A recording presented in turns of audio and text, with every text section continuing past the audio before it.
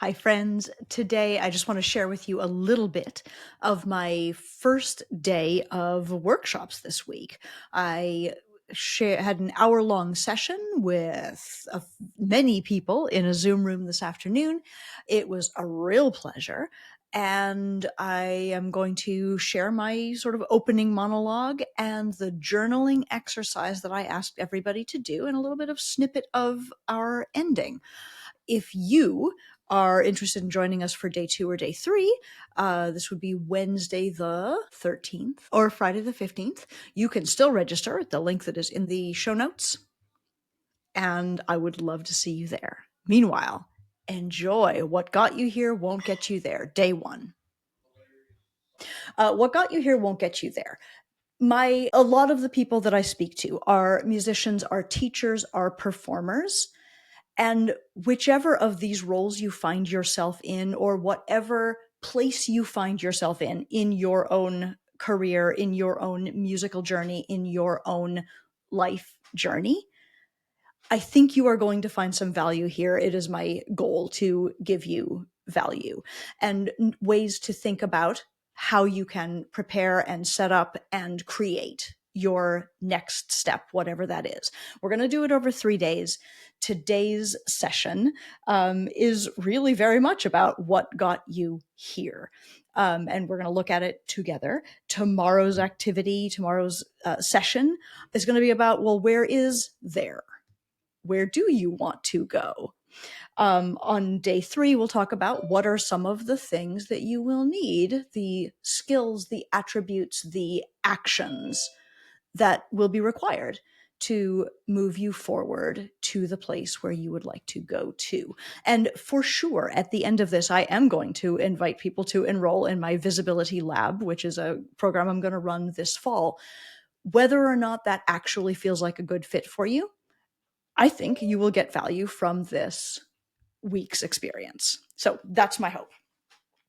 Hello, everyone. I'm Jennet Ingle. I am the happiest musician. I am a professional performing oboist, a professional reed maker with a 6-figure reed business.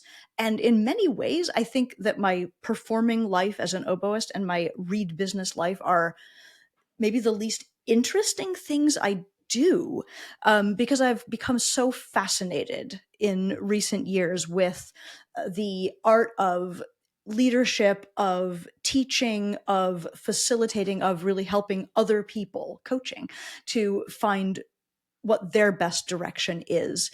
And I find that the challenge of being helpful in that way to people is lighting me up in the same way that practicing the oboe and trying to overcome difficult passages and trying to overcome my own performance anxiety, my own reed problems. Like, that used to be interesting enough.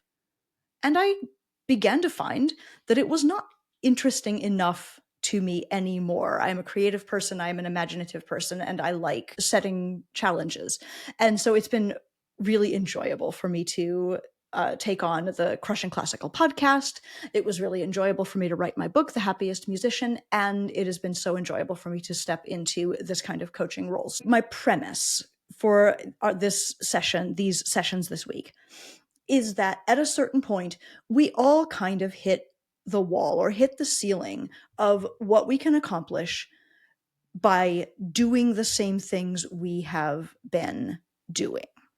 At a certain point, like, something different is required. And this is for sure true for musicians. We practice and practice and practice, and we find our way to get actually really, really good at what we're doing. And while it is definitely true that music is an unlimited, uh, has unlimited potential of things to work on, right? Like, I can work and work and still not fully understand a particular piece of music. There's always another level of, oh, maybe if I put this into its historical context. Oh, maybe if I dig a little deeper into the harmonic progressions. Oh, maybe if I consider how maybe if I consider a more storytelling approach, maybe if I think about the way the lines interlock, there's always more that I could study, which is why, Pablo Casals has his famous quote about being 87 years old and he's still practicing. And someone asks him why. And he's like, well, I think I'm beginning to make progress. And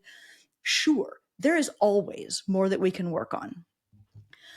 But at a certain point, um, continuing to work to get more pristine, more perfect, um, more accurate is a point of diminishing returns in terms of our actual career trajectories.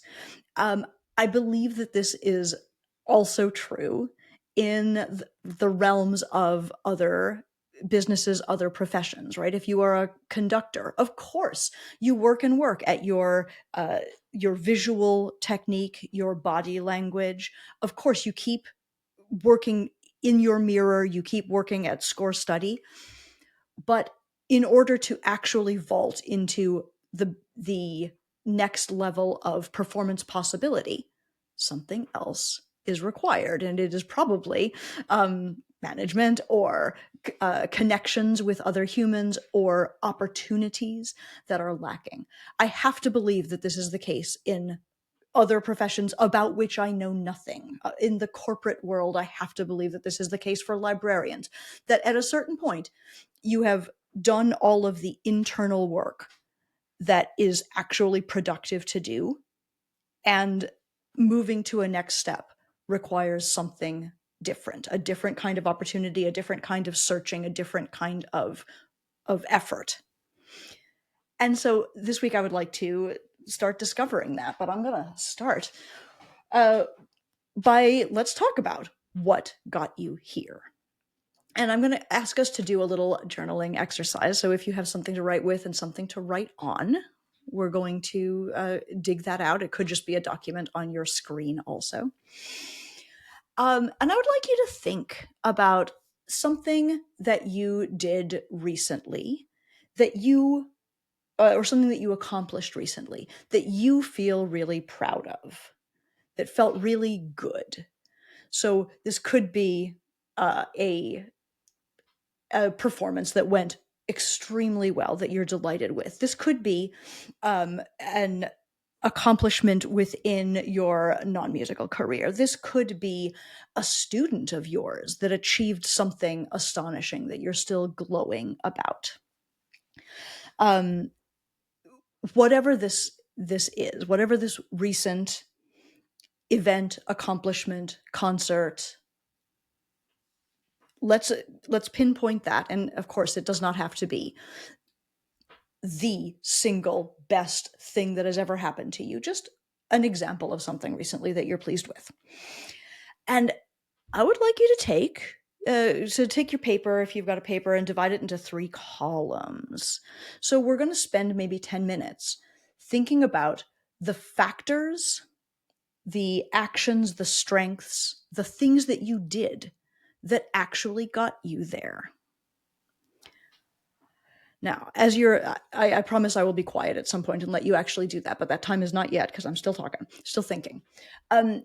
We've all seen those sort of meme Facebook posts about the CEOs of companies who are like, yes, I built this all by myself. And then the response to that is, well, yes, of course you are responsible for the company that you built, but also the people that you have hired have helped you to get there. The fact that you were able to go to outstanding private schools and colleges and graduate without debt is a privilege that helped you get there. The fact that we live in a nation that supports capitalism and supports entrepreneurship in this way, there are a lot of factors that are completely outside your control that helped you to build this multi-million-dollar corporation and be all broy now in this particular post.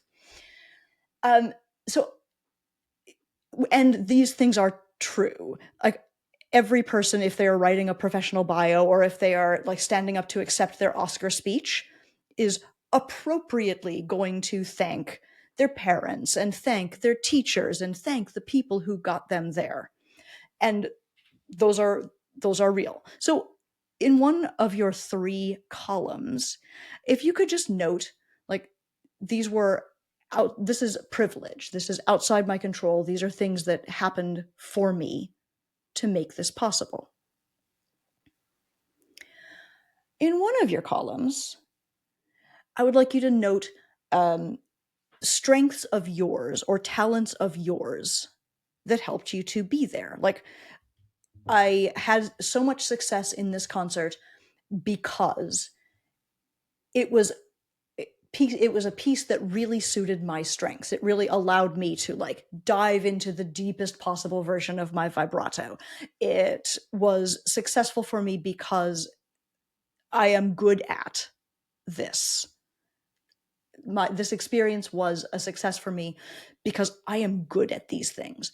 I think for a lot of us, it can be hard to name, like, and state out loud. And of course, I'm not asking for out loud yet. I'm asking for you to write it down on the paper. To just say the things that we are good at. What are the strengths of mind that made this experience as good as it was? And I would also like you to make a column about what are the actions that you took that contributed to this success. I practiced really hard. I prepared in this particular way. I went to that excellent school, and while I was at that excellent school, I studied really hard. I perhaps one element of what you're thinking about is, well, I was in this chair at this orchestra concert. I had this gig because I was invited to do it. Is there an action that you took years back, even, that got you invited? What is the backstory of how you came to be in the position to have the experience that you are thinking about? Am I making sense? I feel like I'm making it a little more complicated than it needs to be, but effectively. And a recent experience or accomplishment that you felt great about or you were proud of. 3 columns. What are the privileges or the gifts from your past that made it possible? What are your own internal strengths that helped to make it possible? And what are the actions you took to make it possible? But just know that everything that has happened in the past and all of the strengths and all of the privileges and all of the actions that you already have taken and are taking, like, those are yours. You get to keep them, and you get to decide what you want to move forward with and what you don't.